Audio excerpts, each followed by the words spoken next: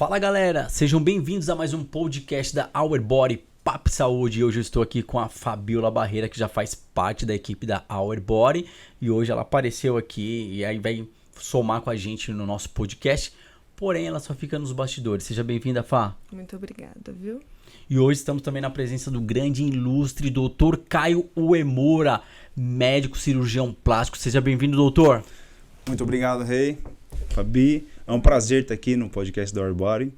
Sou Caio Uemura, sou cirurgião plástico, sou médico cirurgião lá da equipe da Treclinic, que é a nossa clínica, representando o nosso time. E é um prazer estar aqui com vocês para a gente conversar sobre cirurgia plástica. É isso aí, galera. Então fiquem atentos que vai ter muita informação hoje, hein? O assunto hoje é pra mulherada, viu? Não, você não fala isso daí não.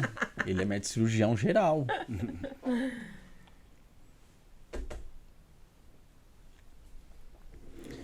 Fala galera, sejam bem-vindos a mais um podcast da Our Body Papo e Saúde. E hoje eu estou aqui com a minha parceira Fabiola. Barreira. Seja bem-vinda, Fá. Ela sempre fica lá, ó, no backstage, sempre atrás da coxia, e hoje está aqui com a gente. E com a figura ilustre, Dr. Caio Uemura, médico cirurgião plástico. Seja bem-vindo, Dr. Caio. Obrigado, Reinaldo. Obrigado, Fabi, pelo convite. É um prazer, uma honra estar aqui com vocês nesse podcast. Obrigado pelo convite. E contar um pouquinho sobre mim. Sou cirurgião plástico.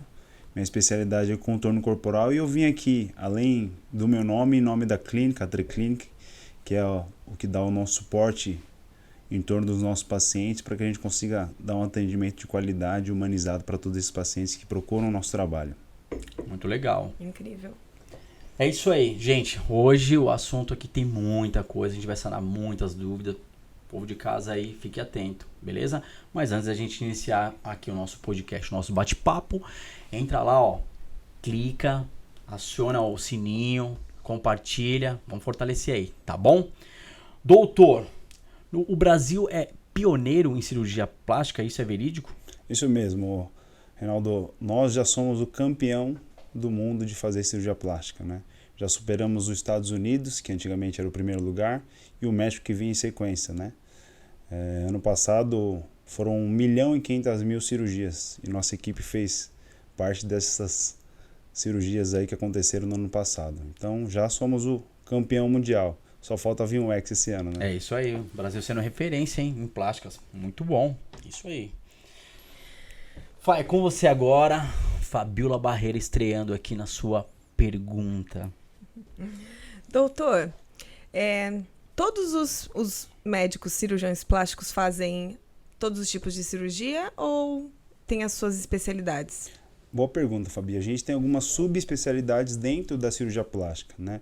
Então, por exemplo, a minha especialidade é contorno corporal. O que inclui isso? Inclui cirurgias de lipoaspiração, abdominoplastia e cirurgias de mama em geral, tá? Existem outras áreas da cirurgia plástica, como a cirurgia reparadora, existem as áreas de cirurgias faciais, como lifting facial, cirurgias de nariz, a rinoplastia, que também está super em alta.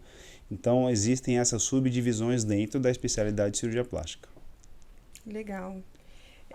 Qual a sua especialidade? Minha especialidade é o contorno corporal. Então, cirurgias de lipoaspiração, abdominoplastia, cirurgias de mama, aumento, redução, lifting mamário.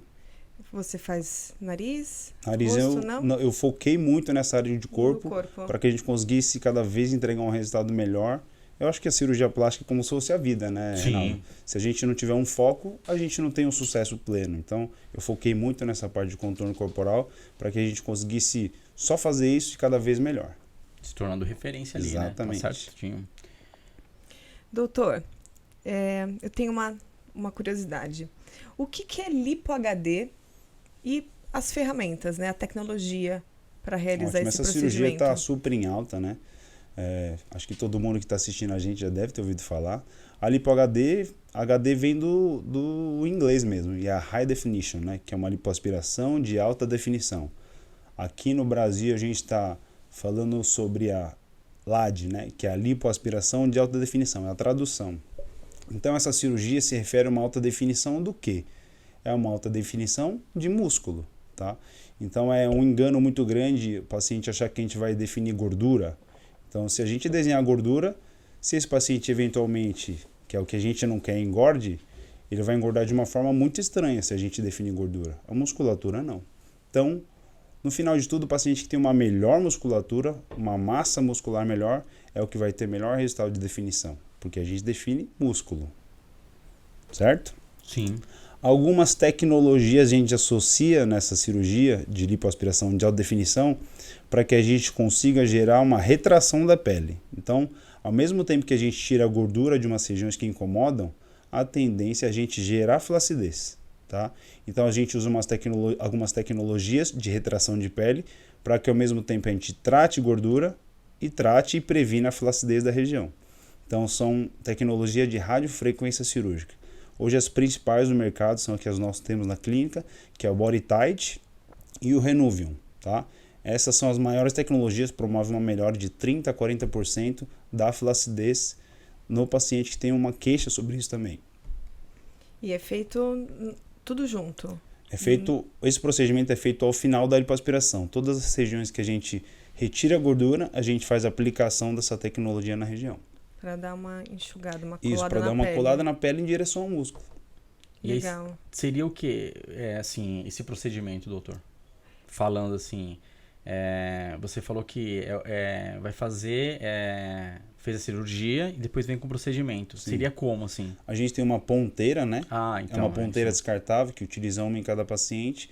Então, a gente utiliza as nossas cânulas de lipoaspiração, por exemplo, e ao final da lipoaspiração, equalizar a cirurgia e a gente faz a aplicação dessas tecnologias nas regiões de lipoaspiração para promover o encolhimento da pele. Interno, no caso. Interno. Não é nada por cima. Não, por dentro, pelos mesmos orifícios que a gente utiliza a lipoaspiração. Então ali puxou, tirou a gordura e depois você vem com essa técnica. Exatamente. E faz... Porque a gordura, na realidade, ela funciona como se fosse uma coluna dessa pele. Quando a gente tira a coluna da pele, a tendência é a gente fazer a pele cair. Sim. Então, se a gente tirou a coluna da pele, a gente usa a tecnologia para fazer essa pele encolher em direção ao músculo. Não deslizar para baixo, entendeu? Tipo, chamado retrair, né? Exatamente. Puxa ali e cola a pele. Exato. E deixa eu ver se eu entendi. Quando vai fazer a lipo, você faz desenhando de acordo com a musculatura. Exatamente, isso é muito importante. A anatomia, respeitar muito a anatomia de cada paciente.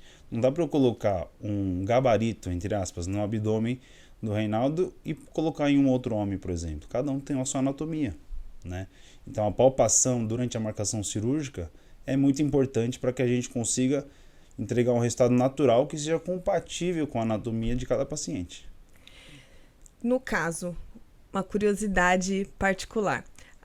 O Reinaldo, fisiculturista, ele sabe muito bem que alguns homens não têm o abdômen encaixado da mesma forma. Tem uns que é assim. Nesse caso, vocês também imitam essa desigualdade? Sim. Porque se ele emagrecer, tem que permanecer, exatamente, né? A gente tem que respeitar a assimetria do paciente também. Porque senão a gente vai criar um músculo que não existe, né? E quando o paciente contrair o abdômen, vai desfigurar fora da anatomia dele. Então você realça o que já existe. Exato. Né? Você vai deixar ali o que ele já tem. Não tem como ele ter o corpinho, a mulher ter o corpinho da atriz da novela ou da influencer no Instagram, né? Uhum. É o dela. Exato. Legal. Doutor Caio Uemura, o que é hidrolipo e se você recomenda? Primeiramente, eu não recomendo essa cirurgia, tá? A hidrolipo é uma lipoaspiração com a mesma técnica, só que com anestesia local. E ela também é feita por regiões, tá? Esse é o conceito da hidrolipo, tá? Essa cirurgia feita por regiões pode causar degraus e irregularidades no abdômen, por exemplo, na região que é feita a lipoaspiração. E é a principal complicação que chega no consultório, por exemplo, tá? Então, pacientes que já tiveram histórico de hidrolipo e tem como principal queixa irregularidades, que é muito confundido com fibrose, que não tem nada a ver. Tá? Irregularidade é quando você causa diferentes camadas de lipoaspiração e aí você causa aquelas ondulações na pele que às vezes você na praia consegue ver, porque aquela paciente fez uma lipo. E aí seria essa técnica, né? E provavelmente essa técnica, tá? Porque é uma técnica que é feita por regiões e a tendência é criar degraus. E essa questão da anestesia local, a pessoa não toma anestesia geral? Não toma anestesia geral. É anestesia local e injetável na região que vai fazer a lipoaspiração.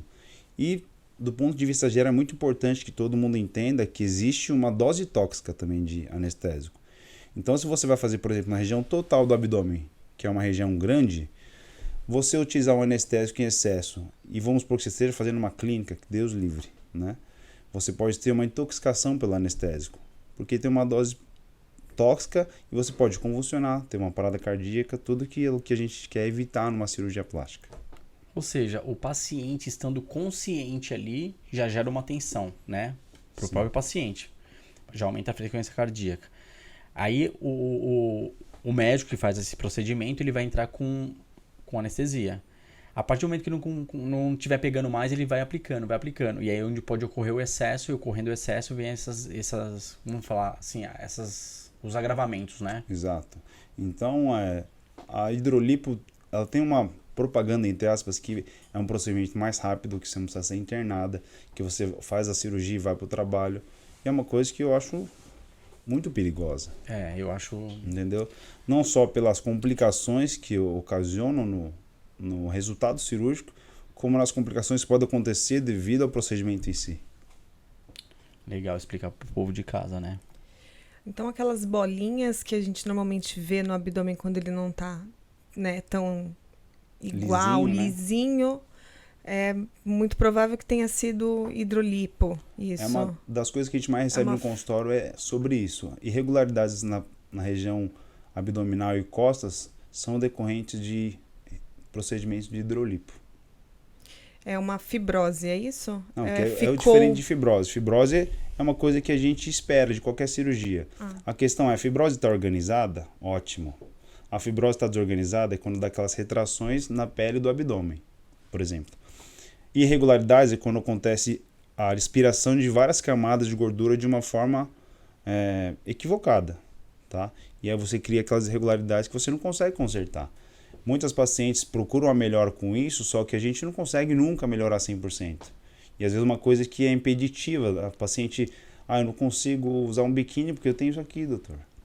Isso é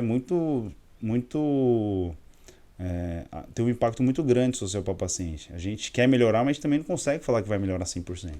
Então não dá para melhorar. Ficou assim, não tem jeito. Cria cicatrizes internas, né, Fabi?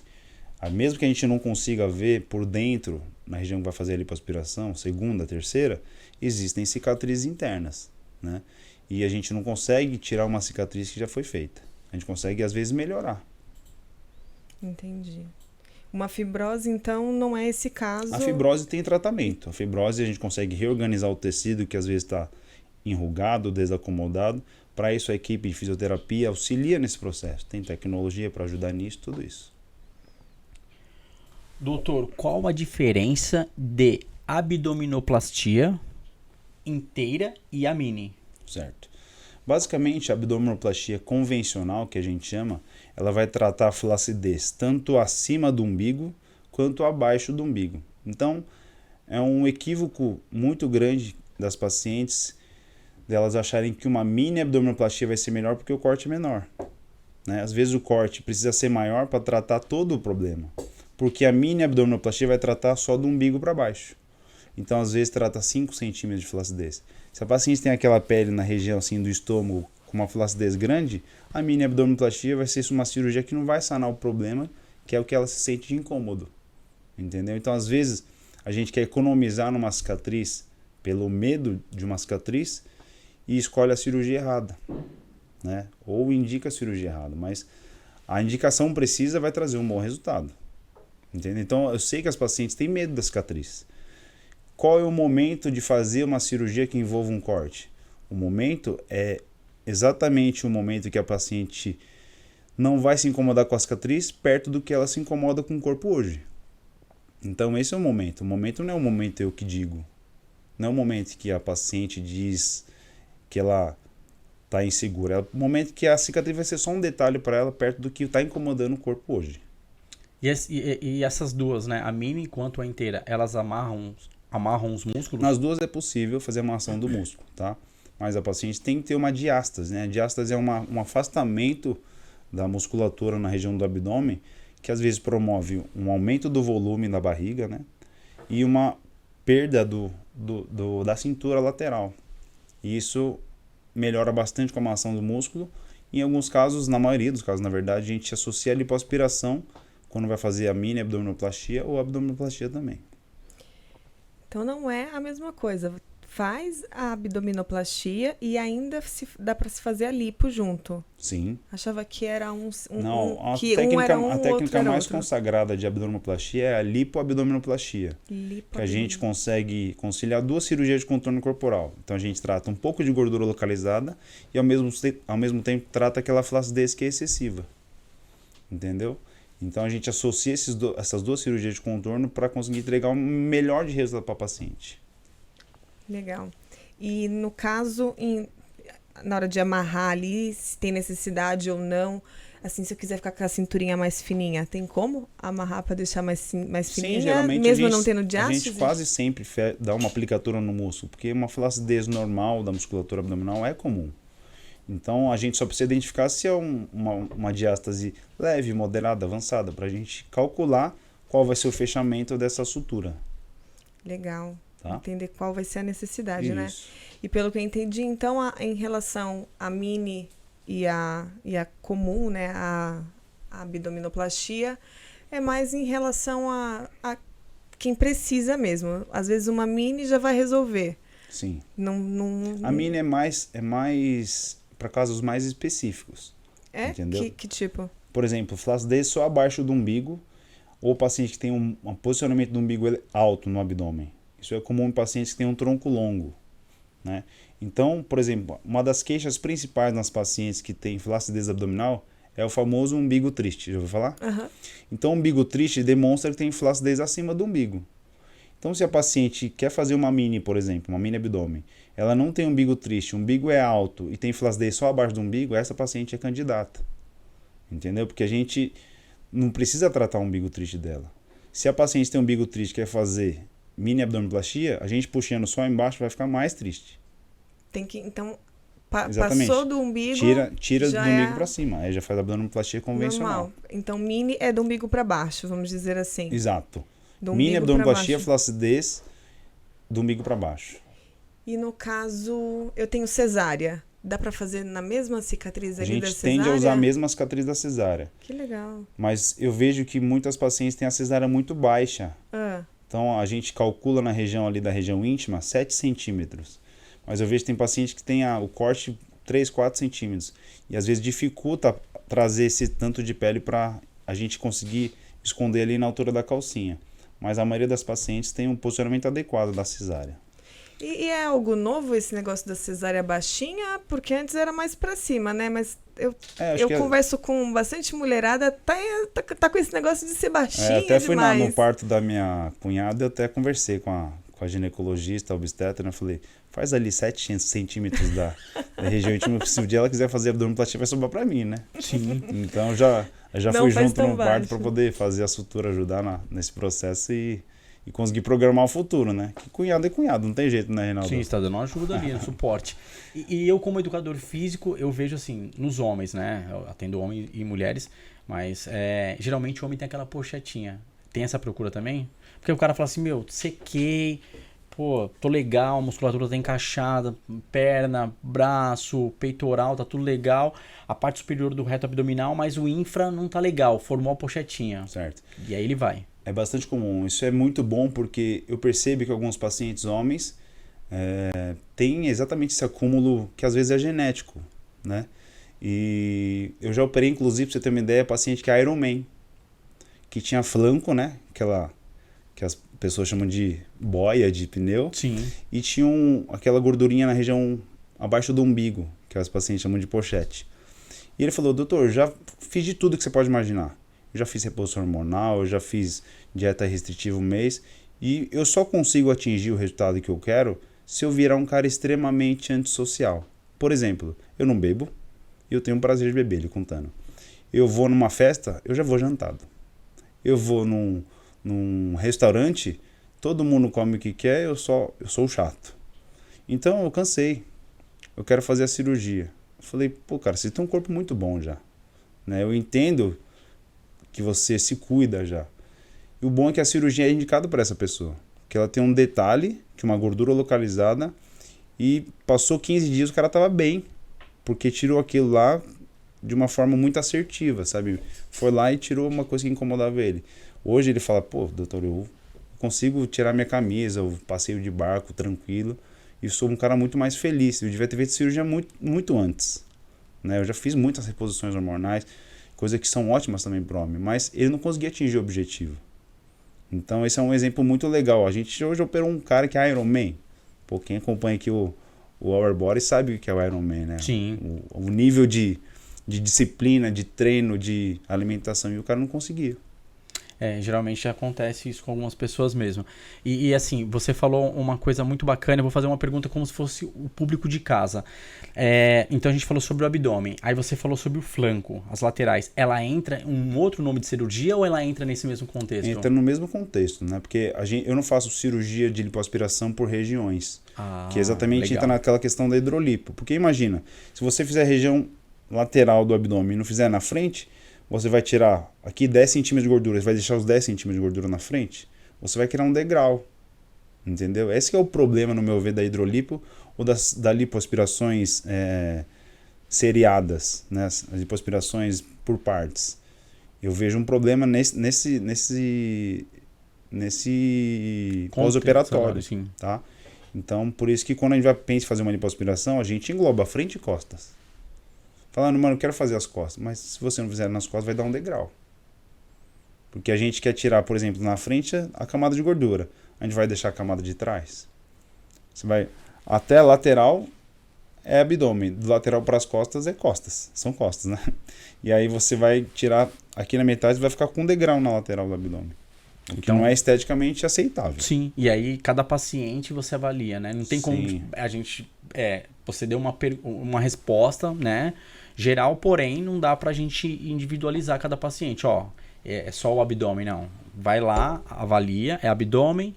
Ah, mas tem flanco, então a gente faz também, aproveita e já faz o flanco. Já vai fazer, faz um todo. Exato. E aí entra no orçamento. Exatamente. Legal. Onde tem gordura, né? Onde tem, vai gordura tirando. É uma praga, né? Onde tem, vai tirando. Não dá pra tirar só da barriguinha, só da pochete.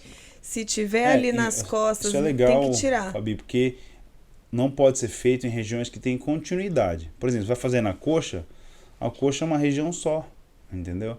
Mas se vai fazer abdômen e as costas é continuação, isso você tem que englobar. Por exemplo, muitas pacientes perguntam, dá para fazer lipo só de culote? Dá, porque é uma região mais isolada, entendeu? Sim. No abdômen tem as costas, que é uma continuidade, e nas costas tem a continuidade, que é o abdômen.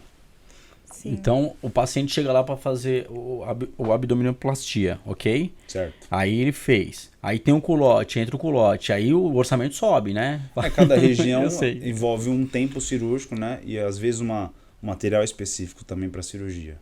Né? Então, e é o que eu falo. Se você desfocar muito na sua cirurgia, me incomoda aqui, me incomoda aqui, me incomoda aqui, você perde o foco de onde mais te incomoda. E a gente tem um limite de gordura, por exemplo, para retirar. A gente tem até 7% do peso corporal da pessoa para tirar de gordura. Então, os pacientes falam, doutor, meu foco é o abdômen, me incomoda muito. Ótimo, a gente tem 7% de gordura para tentar focar nessa região e fazer um polimento das outras regiões. Mas se a paciente tem 7%, se incomoda com o braço, com a papada, com o interno de coxa, com o abdômen, se no cálculo não conseguir contemplar todas essas áreas, você vai perder o foco, que às vezes o maior foco da paciente é no abdômen, por exemplo. E aí, em vez de você tirar os 2 litros do abdômen, você tirou 1.200 do abdômen para poder tirar o flanco, para poder tirar o culote, para poder tirar o braço, para poder tirar a papada. Entendeu? Entendi. Então, a cirurgia é importante ter foco. É lógico que muitas pacientes englobam várias áreas, mas eu sempre pergunto, vamos fazer um campeonato das coisas que te incomodam. Quem está em primeiro lugar? Ótimo. Em segundo? Ótimo. Terceiro. E a gente vai contemplando essas áreas, baseado nessa classificação, para que a gente consiga contemplar todas as áreas, mas que a gente priorize a que é o objetivo principal dela primeiro. Sim. Né? O porquê que ela foi atrás da cirurgia, né? Tem sempre o carro-chefe. Porque a tá cirurgia incomodando. é aquela questão, já que eu tô lá na cirurgia, não dá para fazer mais isso aqui? Desde que seja seguro, a gente pode conversar. Legal. Quer fazer? Pode fazer, quero, dando quero. segmento. É de mulher, eu quero. Sim. Doutor, quem faz a abdominoplastia, pode engravidar? Pode. Depois de quanto tempo? O recomendável é pelo menos 1 ano para que a cicatrização tenha acontecido lá dentro, tá? Do na músculo, amarração né? do músculo, tá? Mas com isso eu falo aqui sempre para paciente. Eu tenho muitas pacientes que engravidaram depois de fazer cirurgia. E elas às vezes ficam um pouco chateadas, inseguras, né? Porque, querendo ou não, foi uma recuperação, ela estava mais feliz. Falei, gente, engravidar é sempre uma dádiva, né? Então eu sempre tento acalmar o paciente nesse aspecto, mesmo que aconteça depois de uma cirurgia, porque no final de tudo, existe coisas muito maiores numa gestação do que só a cirurgia em si. Depois a gente faz de novo, não tem problema. A gente consegue acalmar o paciente nesse aspecto também. Já aproveita a cicatriz dali faz a cesárea por ali, já usa a mesma né? cicatriz ali que a gente deixou. Pra você, amiguinha que tá vendo, pede pro seu médico fazer um pouquinho pra cima. Se você já tiver, pede pra usar ali a cicatriz se der. Uma coisa, isso é importante, Fabi. Muitas pacientes que precisam fazer abdominoplastia, elas têm 2 medos principais. E acho que você que está assistindo vai se identificar se você precisa fazer abdominoplastia. Que é a cicatriz, o tamanho da cicatriz, né? Que às vezes é algo que não é pequeno. Porque é igual um vestido. Se a gente precisa ajustar esse vestido e é um ajuste muito grande, o corte no vestido é maior, né? Se a gente tentar economizar no corte, você não vai ajustar o suficiente, tá? Outro motivo de medo das pacientes na abdominoplastia é o umbigo, né? A gente vê às vezes na praia um umbigo que parece um umbigo, um buraco negro, um umbigo estranho, né? E é um receio muito grande, porque o umbigo está no centro da barriga, né? A gente usa uma técnica diferente do umbigo. Então a gente utiliza a mesma cicatriz umbilical da paciente, a gente deixa na região e só desce a pele. Na pele que vai descer, a gente faz um buraquinho e reimplanta o próprio umbigo da paciente. Então ele fica num aspecto muito mais natural do que aquele umbigo de abdominoplastia que fica estigmatizado, sabe? Tudo que a gente quer é não deixar a paciente estigmatizada. Então a gente posiciona a cicatriz na altura da calcinha, do biquíni, e faz o umbigo com o mesmo umbigo da paciente. E aí ela tem uma naturalidade, um contorno mais sem parecer que ela fez abdominoplastia. Porque não é o que as pessoas querem. Elas querem que ou as pessoas tenham dúvida ou que elas achem bonito, né? Senão, eu já vi muito aquele buraquinho, né? Fica um buraco que você não sabe o que é, você né? não sabe, é um buraquinho pretinho. Parece um tiro na barriga, né? Exatamente. Às vezes na praia, às vezes eu olho sem querer, assim, minha mulher dá umas cotoveladas em mim. Falei, não, mas para de olhar o umbigo das minhas. Falei, não, mas foi sem querer. Mas a gente vê que é um detalhe muito importante na cirurgia. E muitas mulheres se preocupam com isso. Porque dá pra ver. Dá pra ver. Você olha, tá com o corpo perfeito, mas você vê um umbiguinho, ela fez. Sim. Quem se preocupa mais com as cirurgias? Homens ou mulheres? Tipo, eu vou fazer uma plástica. E aí é mais... Né, medo, assim? Vamos por partes. Medo. Tá. Medo, o homem é mais medroso. Nós somos mais medrosos. Eu falo né? por mim, eu sou bem medroso. Então, muito. inclusive, foi um paciente homem que ajudou a gente a melhorar a qualidade para as mulheres. E para os pacientes em geral, na verdade. Porque eu tenho um paciente de Goiânia, meu xará, Caio também, e ele tinha muito medo de fazer cirurgia e ter dor, tá? E aí eu conversei com a equipe de anestesia e começamos a estudar, a gente está sempre estudando. E a equipe de anestesia veio com uma alternativa, falou, tem uma medicação mais nova, que é um adesivo, chama Restiva, que é um adesivo que é da família da morfina e ele vai liberando devagarzinho lá por 7 dias. E traz conforto de dor para o paciente. Falei, pronto, vamos testar no Caião, meu xará. Testamos, ele evoluiu muito bem, né, de dor, que era o maior medo dele. Evoluiu muito tranquilo, feliz com a cirurgia e o mais importante, sem dor. Depois desse dia a gente conseguiu estabelecer mais ou menos essa medicação para quase todos os pacientes, tirando os que têm alergia. Então a gente consegue entregar uma qualidade de pós-operatório melhor para o paciente. É lógico que o limiar de dor vai variar da Fabi para você. Então a variação de sensibilidade para dor é muito grande. Mas a gente colocando esse adesivo nos pacientes, a gente percebeu que os pacientes ficavam mais tranquilos no pós-operatório, o que é bom para todo mundo. Sim, e crítico de estético, assim, tipo, paciente, homem ou mulher, chegou e falou, não, eu tô preocupado, muito preocupado com a minha estética, se vai ficar legal, se não vai ficar. São mais homens ou mulheres? Na verdade, como a maioria das pacientes são mulheres, as mulheres, mas o paciente no geral que tem mais ansiedade em tudo na vida, ansiedade de chegar mais cedo na festa, ansiedade de tudo, ele vai ter mais insegurança com relação a isso. Mais medo de, eu pus a placa aqui nessa região, ficou dobrado. Fica tranquilo, a gente vai manipular a região e vamos acompanhar de pertinho, né? E eu vou falar por mim, né? Sendo homem. A idade, geralmente, a busca por plásticas. Homens, qual a faixa etária? A homem geralmente é de 30 a 45 anos. A mulher é um pouco mais cedo, de 20 a 47, 48. De 30 a 45 média. homens? Jovens, né? Procurando já. A mulher começa um pouco antes, a partir dos 20. E homens geralmente são essa que nós acabamos de mencionar, a lipo, a abdominoplastia. As cirurgias mais comuns em homens da parte corporal é lipo e abdominoplastia. Homem faz? Faz. Uau! Faz sim. Inclusive, uma outra cirurgia bastante comum em homem é aquela cirurgia de ginecomastia, que pode ser de causa gordurosa, né? Só gordura. Pode ser de causa glandular ou pode ser os dois. Então a gente só precisa examinar e inclusive fazer alguns exames de imagem, por exemplo, ultrassom, para identificar se é glândula, para retirar, ou se é gordura, para a gente fazer uma lipoaspiração. Legal, muito bacana. De que forma o paciente deve se preocupar ao realizar uma cirurgia? O medo, eu digo para o paciente que o medo é importante, porque o medo faz a gente ter cautela, né? Então, a gente tem que seguir um protocolo de segurança para que a gente programe uma cirurgia plástica, porque é uma cirurgia que às vezes você não precisa fazer, porque não é uma cirurgia de urgência, mas se você quer fazer para se sentir melhor. Então, já que você vai fazer essa cirurgia, que seja da forma mais segura possível, né? Então, o protocolo começa no que te incomoda.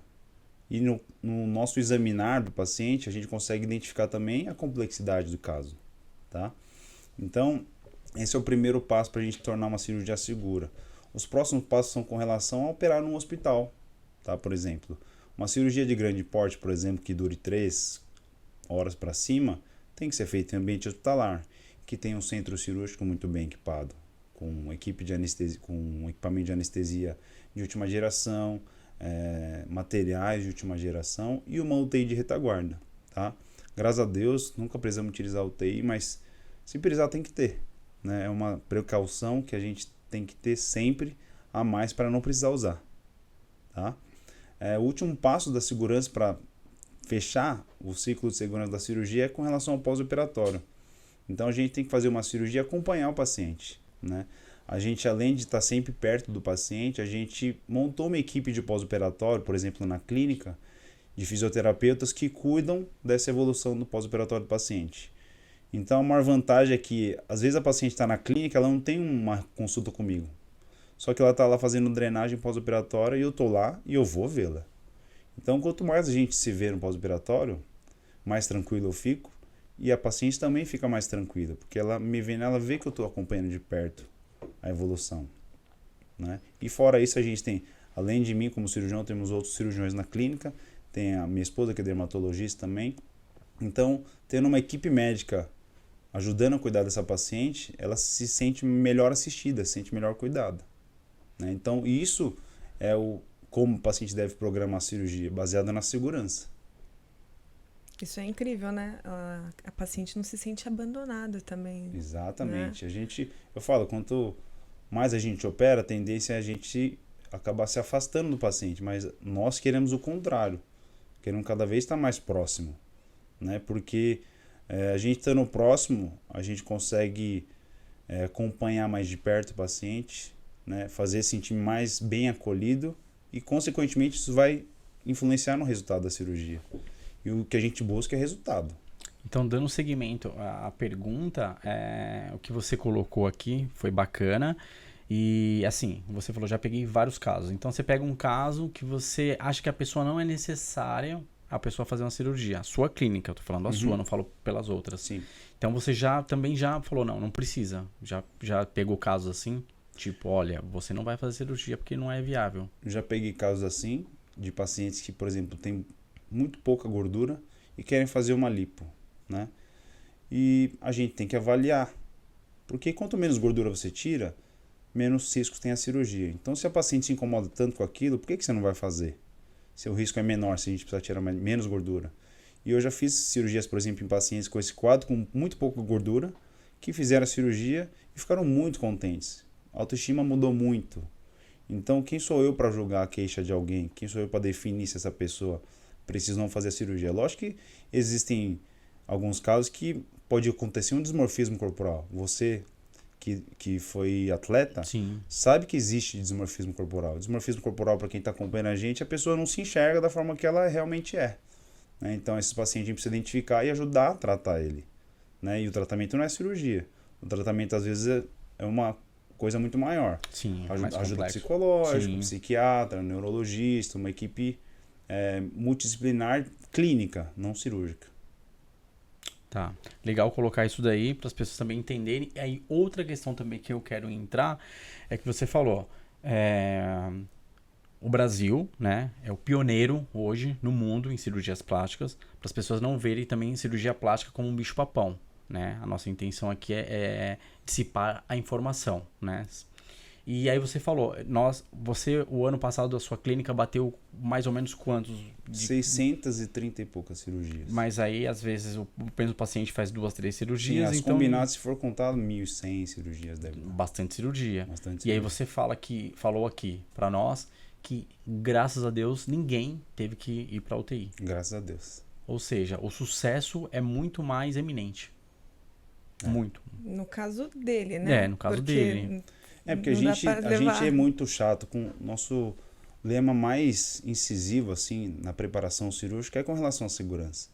Né? Porque aquela história que eu falei para vocês, é uma cirurgia que você quer melhorar o corpo, alguma região específica, mas que você não precisa. Né? Não é igual você, por exemplo, ter uma apendicite, você precisa operar, você querendo ou não. Aí você vai correr os riscos tendo ou não, porque você precisa operar. Cirurgia plástica não.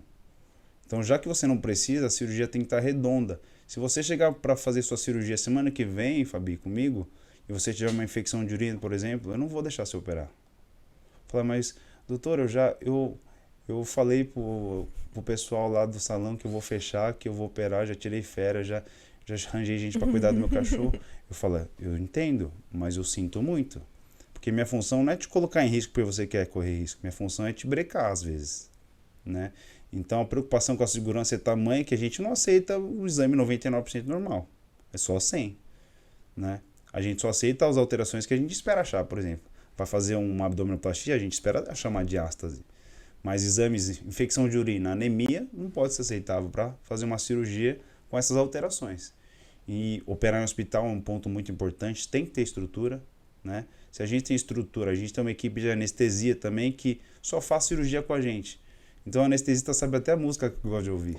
Então ele sabe o posicionamento do paciente, sabe que é importante aquecer o paciente durante a cirurgia, né? Sabe que é importante proteger os anteparos ossos, por exemplo, joelho, quadril, essas regiões que, apoiado numa região mais dura, como uma maca, pode machucar. Tá? Então esse alinhamento da equipe toda que gera um resultado de segurança e resultado estético melhor.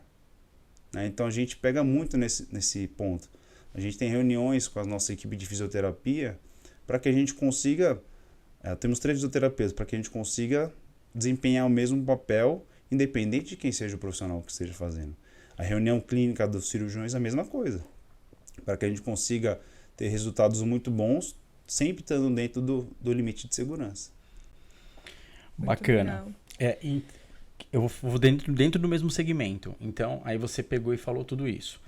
Na época da sua especialização, depois que você trabalhou em outras clínicas e veio para sua clínica, analisando todo o cenário, você vem vendo evolução mesmo? Você falou da sua clínica que obteve sucesso, mas no geral, o Brasil, para ser esse pioneiro, ele vem mostrando serviço, vem mostrando empenho, a área da cirurgia plástica vem crescendo devido a isso também, a busca de outros países, de pessoas dos Estados Unidos vim fazer cirurgia aqui no Brasil. O Brasil ganha essa credibilidade devido a essas questões mesmo? Com certeza. Fora que eu acredito que o cirurgião brasileiro, assim como o povo brasileiro, tem uma preocupação muito grande com a beleza e um senso estético muito apurado. Né? Eu tenho pacientes que já operaram, são de fora do Brasil, já operaram fora, se queixam muito, por exemplo, eu comentei com você da questão da abdominoplastia, que às vezes suas clientes têm dúvida. Nossa preocupação é muito grande em tentar esconder a cicatriz na altura da calcinha. Lá fora não tem essa preocupação. Tá? É um detalhe pequeno, mas que vai refletir na vida da paciente. Né? Por exemplo, o que ficou famoso fora do Brasil, mas que é uma criação nossa, que é o BBL, já ouviu falar? Que é o Brazilian Butt Lift, né? Que é o bumbum brasileiro. Ah, sim. Até o Dr. Ray fala sim. jocosamente o bumbum brasileiro. Né? Então, isso a gente acaba que consegue melhorar o bumbum da paciente, às vezes não necessariamente volumizando. Né? E a gente vê, às vezes, matrizes ou até pessoas influenciadores de fora do Brasil que tem, às vezes, aquele bumbum que é totalmente contra o nosso gosto estético do brasileiro. Então, acho que essa preocupação com a estética do brasileiro e o senso faz com que as pacientes venham procurar os cirurgiões brasileiros. Fora que o câmbio está favorável. O dólar está ainda mais de 5 para 1.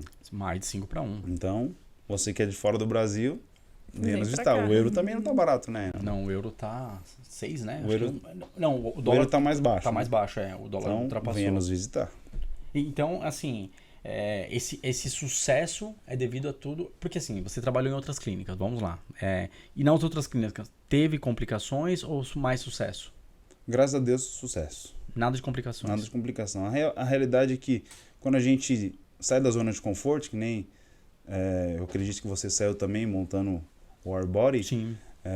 A gente está tentando dar um passo em direção a ter um tempo de qualidade, conseguir dar atenção para a família, diversos pontos buscando uma liberdade, seja financeira, seja liberdade de tempo. E para a gente conseguir isso, às vezes a gente precisa dar um passo em direção a ser empresário. Né? E ter clínica, apesar de a gente lidar com pessoas, com famílias, com pessoas que amam umas às outras, nós somos uma empresa. Então, a gente conseguindo construir essa empresa, a gente consegue, além de, a gente está conversando antes aqui, quantas famílias dependem do Arbori hoje, né? Então, isso é muito bonito no Brasil, né? Porque nós, os empresários, os empreendedores que movimentamos isso. Sim. Né?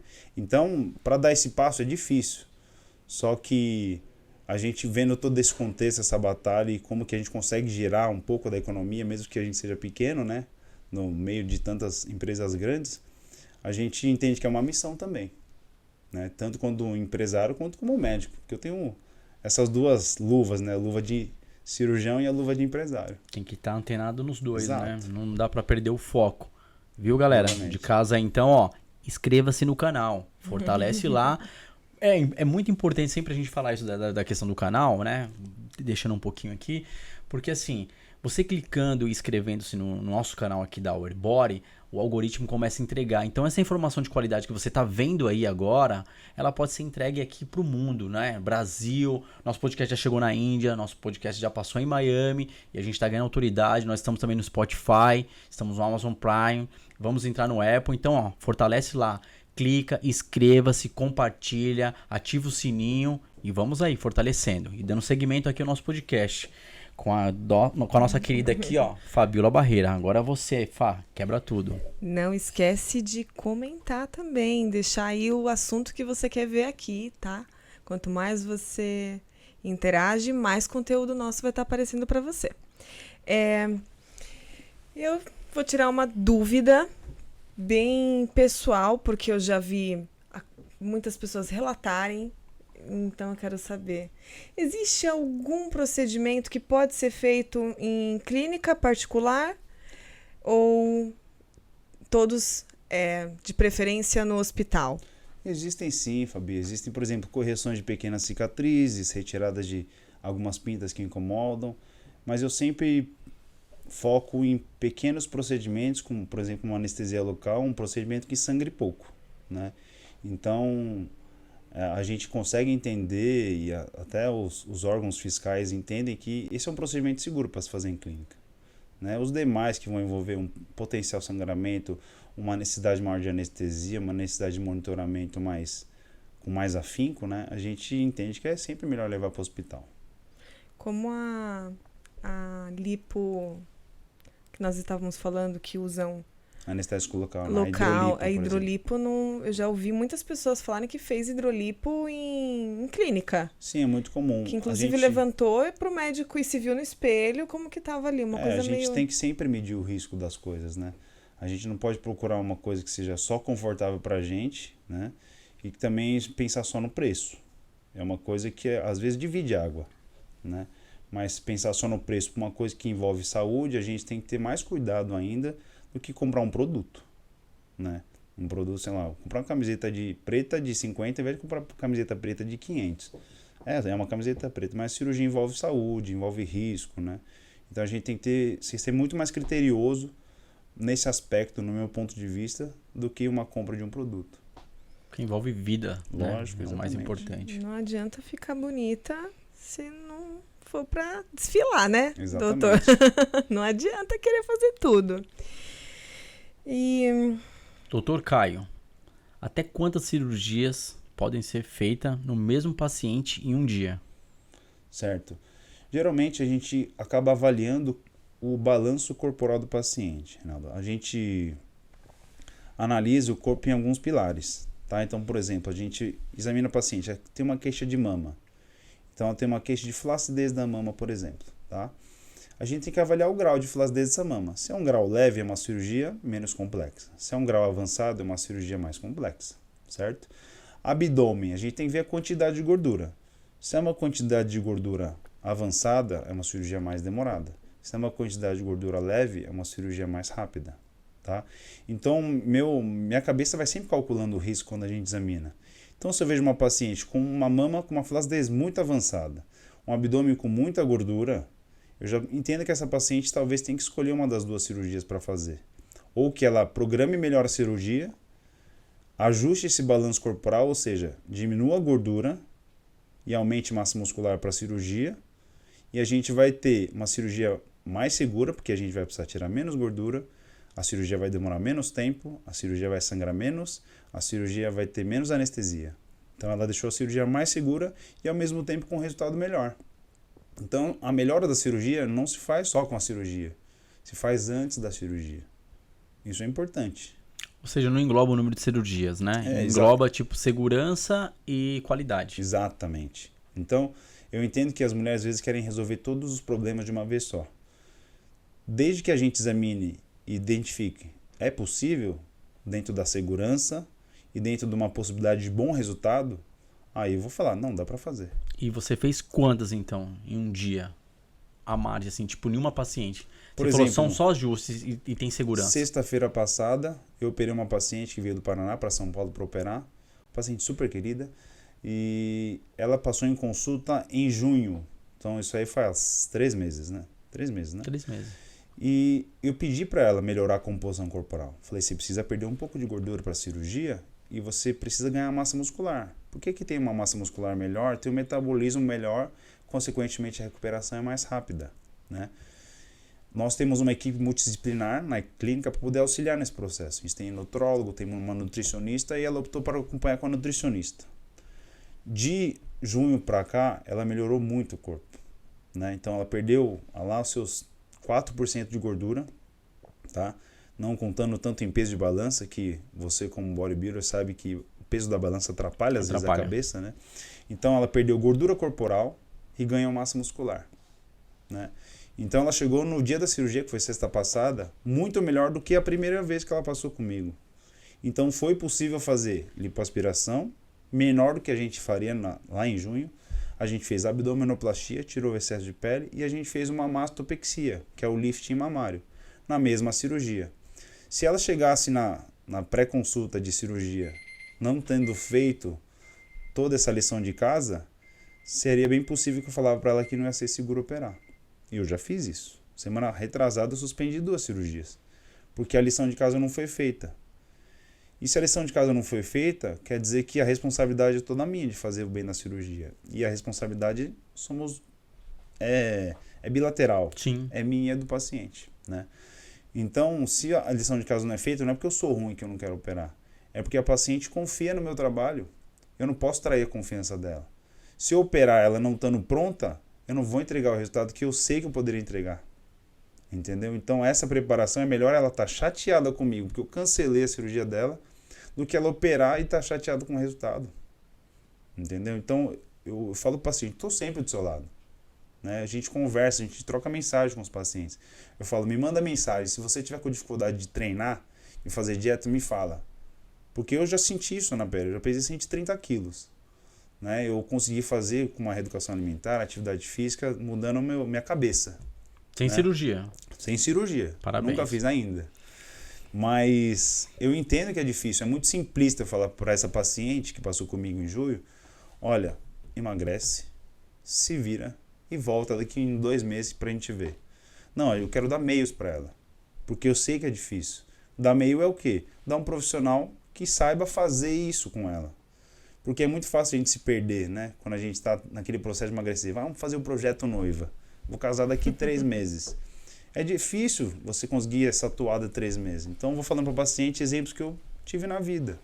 Então, como que é a minha rotina? Como eu tenho facilidade para engordar, por exemplo, eu coloco metas curtas. Por exemplo, eu voltei do sul do país esse fim de semana, foi churrasco, cerveja, aquela bagunça de Campo Grande, Socializar. Né? Sertanejo. Mas eu volto, eu sei que daqui uma semana é aniversário da minha mulher. Ela pode querer ir pra praia, querer um lugar que tem uma piscina. Eu quero me sentir confortável. E essa é a próxima meta. Em novembro é aniversário do meu irmão. Ele geralmente gosta de viajar. Aí a outra meta é Natal já. Passou Natal, se eu perder o campo, perder o fio da meada, eu engordo até o Natal do ano que vem. Não, aí a próxima meta é Carnaval. Passou o Carnaval, a próxima meta é Páscoa. Então, eu ajudo também orientando o paciente, não só com relação à cirurgia, mas com os hábitos. Porque a gente não é uma máquina de operar. A gente cuida de pessoas que têm dores, que têm alguns traumas, às vezes, que a gente até se identifica. Por exemplo, o Paulo, que é o nutrólogo que atende na clínica, ele foi um cara que já foi obeso. Então ele tem essa empatia com o paciente também. Por isso que eu tenho muita tranquilidade de passar o paciente para ele e eu sei que ele vai cuidar com essa mesma empatia que eu tenho com o paciente. Porque é comum, às vezes, você já deve ter ido no endócrino, no nutricionista que cuidou de você, só que o cara nunca teve um problema de ter sobrepeso. Então para ele é fácil, às vezes, falar para você fazer uma dieta. Sem entender o contexto de quem já teve obesidade, quem já teve vergonha de ficar sem roupa em público. Entendeu? Então, esse lado humano é importante a gente alimentar. Porque senão um paciente acha que a gente é só um cirurgião e o paciente precisa participar desse resultado. Só que às vezes é difícil para ele, né? E a equipe multidisciplinar ajuda nisso. Foi muito importante você falar e colocar isso daí, porque é bem bacana. Eu falo que você falou da sua área de atuação, a área do nutrólogo, e a área minha como professor, né? Eu já vivenciei, não fui questões obesas, mas eu era muito magro, então eu sei quando eu pego um aluno ali que está querendo ganho de massa magra, que está querendo chegar num shape legal, que está querendo, né, socializar, né? Ou eu quero estar com um corpo bacana, uma massa magra, sair, de conseguir ir pra praia, colocar uma sunga, uma bermuda, um short, que é bacana. É isso aí, essa empatia. Trabalhar com pessoas, vidas. Isso é complexo. Tem que entender o contexto da pessoa, o contexto, né? É isso aí. Isso é verdade. Vamos lá. Eu tenho visto muito nas redes sociais, né? O tal do explante. Não sei se é esse o termo certo de falar, mas acho que é a doença do silicone, né? Muitas mulheres tirando a sua prótese por N motivos. É verdade? É real? O que você vê a respeito desse público que está, né, crescendo? Sim. É uma doença, na realidade, que está sendo mais estudada ultimamente, né? Porque acabou que tomou mídia e tomou uma proporção um pouco maior devido às redes sociais, né? Graças a Deus, nas pacientes que a gente colocou, a gente tem contabilizado na clínica ano passado aproximadamente 300 e poucas pares de prótese. As pacientes estão muito contentes, nenhuma tem nenhum tipo de sintoma. As pacientes que às vezes estão descontentes que elas queriam um pouco maior, às vezes, o que é bom, às vezes dá para aumentar, né? Sim. Não. Mas a gente consegue, às vezes, identificar que pelos estudos, não tem um nexo causal muito direto, ou seja, não tem uma relação de que é exatamente isso que está causando os sintomas, né? E os sintomas às vezes são um pouco inespecíficos, não diminuindo de forma alguma o que essas pessoas sentiram, esse trauma, e acaba virando um trauma na vida de algumas pessoas. Mas às vezes é uma coisa mais pontual, né? Acho que precisa ser, como tudo na medicina, ser muito estudado, muito relatado, para que a gente consiga falar com mais certeza, falar que também não causa nada ou que também vai causar, né? Então, os estudos estão correndo, bastante estudo, mas pelo estudo clínico interno da clínica, né, a gente vê que é uma cirurgia que não é muito feita na clínica, a de explante, de retirada, e a cirurgia de colocar implante traz muita autoestima para as mulheres, né, com relação a volume, formato. Você pode dizer melhor para a gente, né? Doutor, a minha insatisfação mesmo era aumentar, não tirar, não. Então. Os problemas que eu tenho hoje eu sempre tive, antes mesmo de colocar a prótese. Então... Mas legal, existe alguma possibilidade desse silicone sair ali? Não, o silicone ele é revestido por uma película, né? Uhum. De silicone mesmo ou de poliuretano. E ele, além de ser dificilmente a possibilidade de rasgar, ele é um gel coeso. O que significa? Gel que você aperta, ele sai da estrutura e quando você solta, ele volta. Ele tem uma potência de ficar aglutinado, né? Ele não se desdobra. Tem até algumas pacientes que já passaram em consulta. Ai, doutor, eu vi que minha ressonância magnética da mama, meu ultrassom mostrou que minha próstata está rompida. Eu estou desesperada. Aí eu tenho até algumas próteses rompidas na clínica para mostrar para o paciente que às vezes a gente aperta, o gel sai, mas se solta ele volta. Então esse poder de coesividade, poder de ficar junto do gel, não implica a migração desse gel, por exemplo, tem paciente, se esse gel for para o cérebro. Não, isso não acontece, graças a Deus, né? Por causa da característica do gel. É uma cirurgia de urgência quando a próstata está rompida? Não é. Mas é importante mexer, porque você não vai deixar um corpo estranho lá dentro com uma ruptura. Então troca a prótese, que é mais seguro. Legal. E posso continuar? Pode. E mais ou menos uma prótese, né, de um silicone na mama tem um tempo para ser tirado? Ou as próteses são por toda a vida? Existe uma dúvida frequente com relação a isso. Todas as próteses têm uma recomendação de troca. Mas o mais importante é você acompanhar a saúde da prótese. Assim como você acompanha a saúde da mama, a prótese vai estar englobada nisso, né? Então fazer ultrassom anualmente é importante para a gente ver. Está tudo bem com a prótese? Ela está rompida? Ela está girada? Ela está com contratura? Não. Ótimo. A mama me incomoda com relação ao formato? Não. A mama me incomoda com relação ao tamanho? Não. A mama me incomoda com relação ao posicionamento? Não. Então deixa ela lá, né? A não ser que você se incomode com alguma dessas coisas que você precise melhorar, aí você troca a prótese. Mas se tiver tudo bem, você não está incomodado, deixa ela lá. Por exemplo, minha mãe tem prótese, acho que mais de 10 anos. E ela não está incomodada com nada disso que eu falei. Não está incomodada com o tamanho, com o formato, com o posicionamento. Falei, deixa aí, tranquilo. É só acompanhar anualmente a saúde da prótese da mama. Estando tudo em ordem, segue o jogo.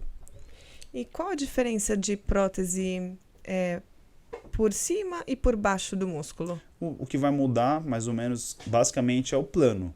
A prótese que a gente coloca por baixo do músculo, o único detalhe é que a gente não pode colocar a prótese de poliuretano, que é uma prótese revestida como se fosse um veludo. Se a gente colocar embaixo do músculo, se tiver necessidade de retirar, pode rasgar o músculo, né? Esse é o único detalhe. Basicamente, a diferença é o plano de colocação. Acaba sendo que é óbvio, porque a de baixo do músculo é embaixo do músculo, a em cima do músculo é em cima do músculo, né? E é uma questão de preferência, porque a vontade, a opinião do paciente é muito importante para mim também. Então, se ele falar, doutor, eu quero colocar embaixo do músculo, porque minha mãe colocou, minha tia colocou, minha prima colocou, eu quero colocar. Ótimo, é uma indicação, né? Doutor, eu não quero colocar embaixo do músculo, que minha amiga colocou e falou que sentiu isso. Tá bom? Também é uma indicação. Então a gente vai discutindo.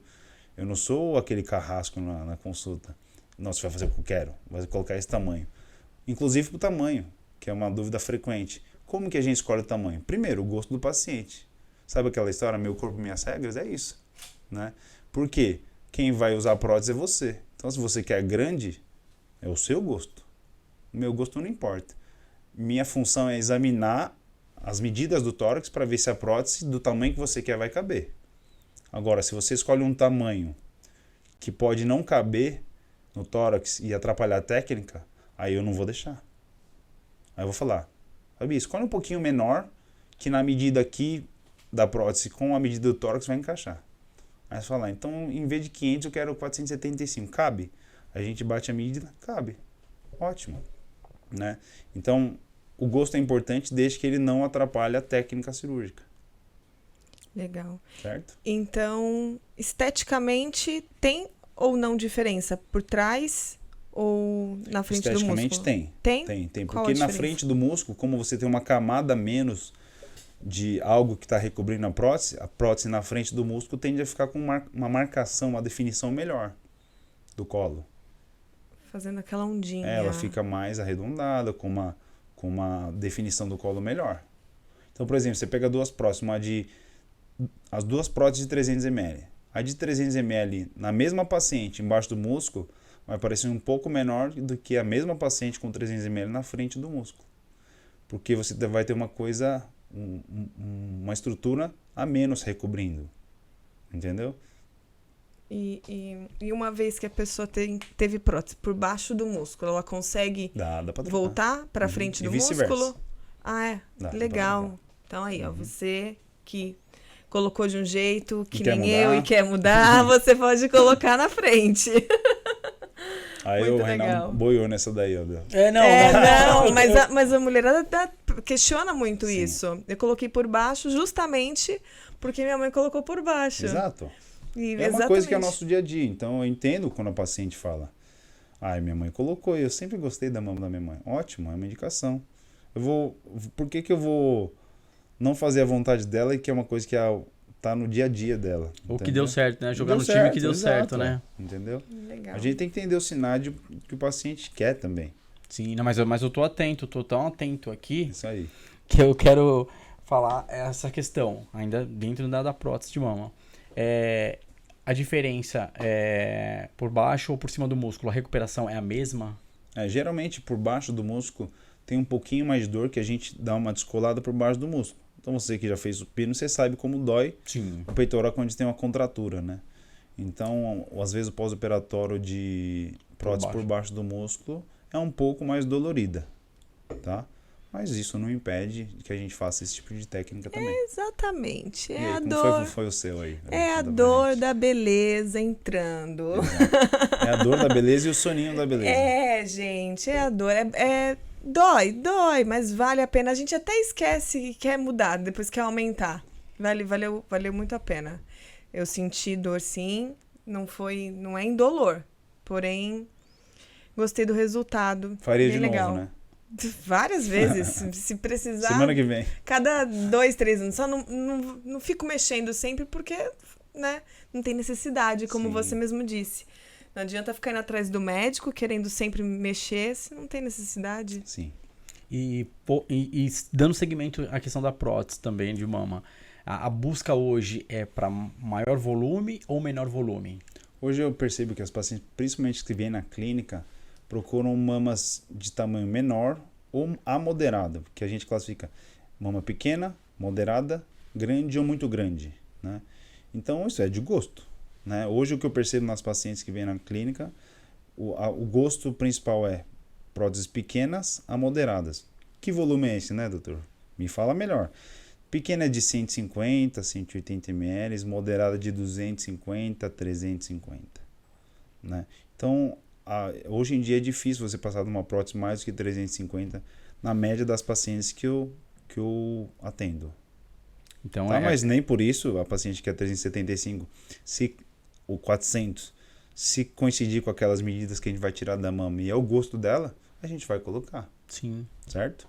Mas não existe julgamento nisso, mas é uma coisa que eu constato que eu vejo nas pacientes da clínica. Como tendência, né? Exato. O cenário muda, né? As pessoas Sim. falam, eu queria muito volume, a gente sabe disso, e hoje já vem diminuindo. Coloca-se tem mudado, prótese, né? mas Até mudou um pouco, né? A Kardashian tá mudando, né? O perfil corporal de aquele corpão corpulenta para mais magra. né? Então, às vezes, isso, as influenciadoras também têm muita responsabilidade nisso, né? Porque elas que acabam ditando a beleza, a moda. Então, a gente tem que estar atento nisso, porque a gente cuida basicamente, a maioria das pacientes são mulheres. Então, a gente também tem que estar ligado na moda, né? No mundo da beleza. Porque senão a gente tá fora. Sim. Né? E como você pontuou também, né? Sendo um pouco redundante, só até para a gente finalizar essa questão da prótese de mama, as redes sociais tá disseminando muito, né, informação. Então, às vezes, o seu caso, né, da sua clínica, a gente vai especificar logamente ela, obteve sucesso nas próteses, não teve nenhuma reclamação. E dos anos que você já vem atuando e trabalhando e com equipes e na época da especialização e enfim, nesse cenário de um todo, você nunca pegou um caso de reclamação, né, de algum comprometimento pós-cirúrgico de prótese de mama, né, mamária. E às vezes um caso que ocorre longe, distante, que não faz parte do seu know-how, dissemina nas redes e as pessoas já começam a ver como bicho papão. Tem que pesquisar melhor, né? Exato. Você fala, não, como é que fala? Você não tira, mas também não fala, ó, não enxergue dessa forma, né? A gente tem que sempre que pesquisar bem e procurar um profissional para orientar, né? A gente, no achismo, naquela... Hoje a informação é muito rápida, né? Então, uma coisa dissemina muito rápido. Então, a gente precisa filtrar um pouco, às vezes, também, para não criar inseguranças, ansiedades que você não precisaria ter, né? Eu falo para os pacientes, às vezes, se você tem dúvida, fala comigo. Às vezes, a gente resolve uma dúvida em 10 segundos. Se eu tiver com o celular na mão e chegar uma mensagem, eu vou responder, né? Aí você pesquisa no Google, você vê uma coisa, meu Deus, vou morrer, né? Sendo que era uma coisa muito simples da gente resolver. Ou vê uma orientação que não era o que era para fazer. E aí você cria uma complicação, né? Então sempre procurar o profissional, a equipe está para ajudar, sempre pesquisar também, mas de uma forma, uma pesquisa bem detalhada, né? A gente que trabalhou com saúde sabe que a pesquisa tem que ser muito criteriosa. Você vai pesquisar lá no Como Cuidar da Minha Mama, revista Tititi, tem nada a ver, Não né? tem nada a ver. Tem que ser bem criterioso na vida para um todo, né? Analisar e ver fatos positivos e negativos. Então, tem muito mais sucesso? São casos isolados? Não que não exista, tá? Então, teve patologia? A pessoa teve alguma complicação? Ou ela já vem com alguma patologia? Então essa pessoa já tinha essa patologia. E aí, através disso, disseminou essa outra patologia. Ok. Então, é um caso isolado. Exato. Não é que não exista. A gente não está aqui para falar que não, isso não existe. Pode sim existir, ou existe, mas não é tão agravante, né? Sim. Tá sendo estudado ainda, né? Tem que... Doutor, chega para você muitos pacientes que fizeram procedimentos, né, em outros lugares, reclamando alguma coisa que não deu certo, e aí você orienta de que forma? Chega assim, Reinaldo. O que eu sempre oriento a paciente é que ela converse com o médico que operou, primeiro de tudo. Porque talvez se ela está descontente com a cirurgia, pode ser que o médico também esteja descontente. Porque o nosso nível de exigência de resultado cirúrgico é tão grande quanto o da paciente, porque é só o que a gente faz.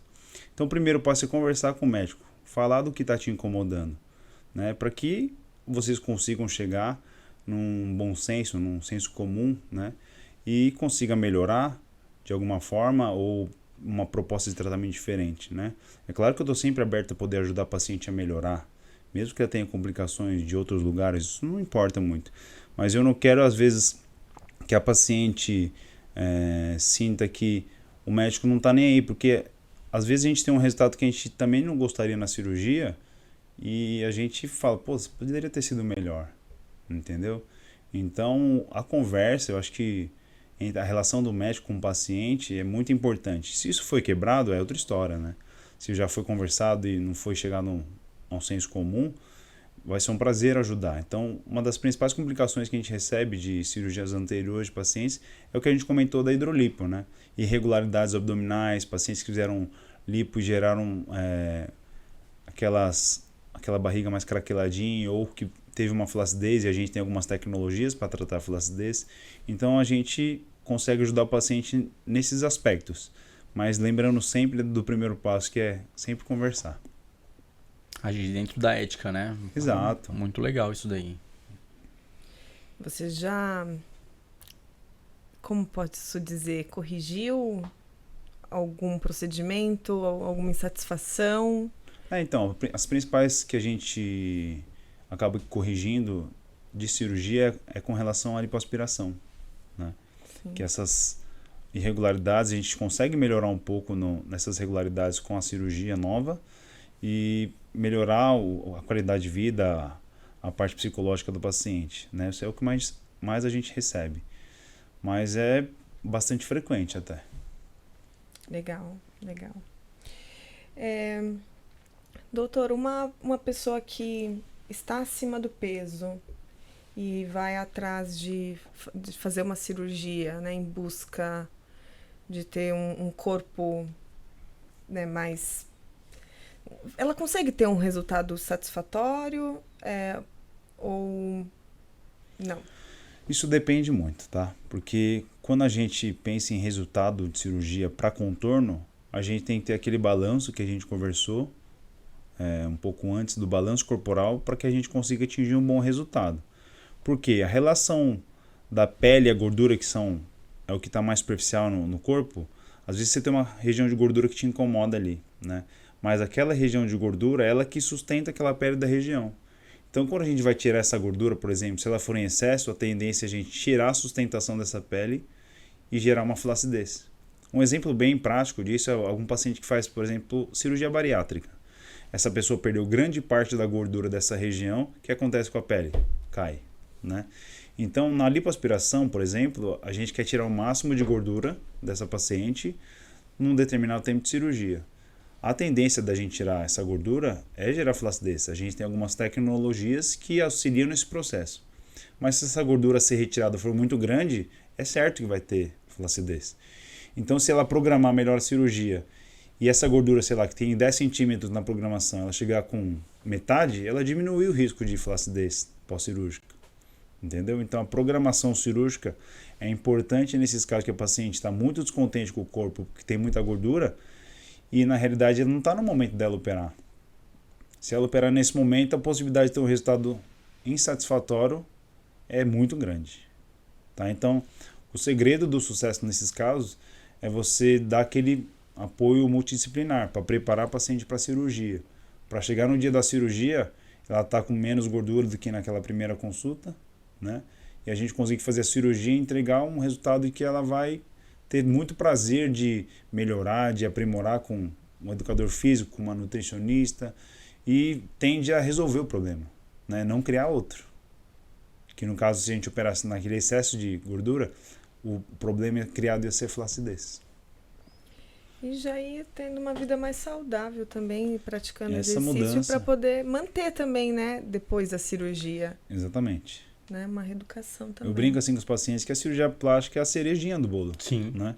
Se o paciente não estiver construindo isso e chegar com a farinha, para mim, eu vou pôr a cereja no bolo, aquilo não é um bolo.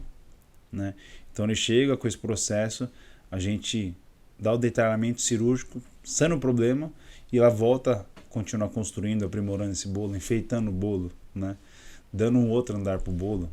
Tudo isso, para que ela consiga continuar aprimorando. E depois da cirurgia, quase todas as pacientes que se cuidam bem, elas conseguem enxergar um resultado melhor e mais rápido. Por exemplo, se você tem um aluno seu que está com muita gordura, dificilmente ele vai ver um resultado rápido, né, de aparecimento dos músculos. Só que se ele programar, fizer a cirurgia, tira a gordura da região que está recobrindo os músculos, no pós-operatório, os exercícios vão fazer com que ele veja mais rápido o resultado. Com certeza. Né? Isso motiva, incentiva. Né? Sim. Dá um gás bem legal, Exato, né? Muito. E eu vou fazer a próxima pergunta aqui. O paciente chegou para você com uma insatisfação na questão de glúteo, né? Ah, eu não tenho um glúteo tão avantajado. Enfim, a recomendação, enxerto ou prótese? Tá. O que mais a gente faz hoje em dia é enxerto glúteo, né? Então a gente faz o que antigamente chamava de lipoescultura, né? Tira a gordura de um lugar e esculpe em outro, tá? Então o que mais a gente faz é essa modelagem do bumbum, tá? Com enxerto glúteo de uma forma estratégica, para que na maioria dos casos a gente consiga melhorar o formato, volumizar né? E gerar um lifting. Então, levantar, arredondar e volumizar. Tudo que a gente pensa que seria bom. Mas isso depende também do gosto da paciente. Tem paciente que quer melhorar o formato, mas não quer volume. Então, a gente consegue entregar isso também. Tem paciente que quer gerar um lifting, mas não quer volume. Tem paciente que quer os três. Então, a conversa, inclusive a marcação cirúrgica que é feita no dia da cirurgia, é importante a gente deixar mais claro isso para a paciente também conversar com a gente sobre o gosto, para que a gente vá bem nessa questão do que ela quer, né? E é importante a gente entender isso. Deixando bem claro aqui, o Dr. Caio está falando na questão de estética, né? A gente está pontuando aqui questões estéticas. Então ele fala volumizar, deixar com um desenho um aspecto mais bonito, né? Vamos dizer, né? Levantado, aquele bumbumzinho empinadinho. Sabendo isso que a todo momento ele vem pontuando que a atividade física é fundamental. Por quê? Porque quando a gente fala de glúteo, a gente coloca muitos padrões femininos, vamos dizer, na estética. Sabendo que o glúteo, a musculatura do glúteo, ela é extremamente importante para a biomecânica do corpo. Masculino e feminino, ou seja, o corpo humano. Então a biomecânica de movimento para andar, correr, saltar, né, até quando você entra na melhor idade, que é devido à terceira idade, essa musculatura do glúteo ela tem que estar muito bem fortalecida. Então, atividade física com agachamento, a musculatura bem acionada aí do glúteo médio, glúteo máximo, tem que estar bem trabalhada para estar conseguindo aí gerar esse equilíbrio e essa harmonização corporal aí, de força, de equilíbrio, de sustentação. Perfeito. Conciliando a função, né, com a estética. Não dá pra gente deixar só bonito e não ter músculo por baixo. Músculo, né? Então é sempre, a gente fala até isso, inclusive de nariz, por exemplo, que é uma cirurgia que está em alta. Não dá pra você deixar o nariz bonito se você não respira. Sim. Que ele basicamente para respirar, né? Você falou um negócio muito legal. Quando eu fui na minha primeira consulta fazer a cirurgia, eu falei, doutora, eu quero bem assim, pequenininho e tal. Ela falou, mas eu não consigo diminuir mais o seu ângulo, né? Ela falou, olha, no seu caso é algo bem pequeno. Se eu diminuir, você não vai respirar. Eu falei, doutora, não precisa respirar, respiro pela boca, ó. Então a gente, tanto como profissional da saúde, tem que pensar sempre na função, né? No que foi feito, para que foi feito aquilo. E a estética a gente vem em conjunto. Porque a gente quer que seja bonito também. E, doutor, nesse procedimento de enxerto no bumbum, tem uma absorção dessa gordura que é aplicada ali? Sim, existe uma média entre 20% e 30% de reabsorção da gordura que a gente enxerta, né? O interessante é que depois que acontecer essa reabsorção, isso para, né? E a gordura que a gente enxerta, ela vai se comportar como qualquer gordura do corpo, ou seja, se você emagrecer, ela vai diminuir. Se você engordar, ela vai aumentar. Então vamos supor que a gente fez uma lipo lá, deixou você com a cinturinha que você queria e colocou 500 ml em cada bumbum, tá? Aí, beleza. Tirou o que reabsorveu, ficou 400 ml em cada bumbum. Você cuidou, ótimo, maravilhoso. Você começou a se descuidar. Você ganhou lá seus 15% de gordura corporal. O bumbum vai crescer proporcionalmente. Entendeu?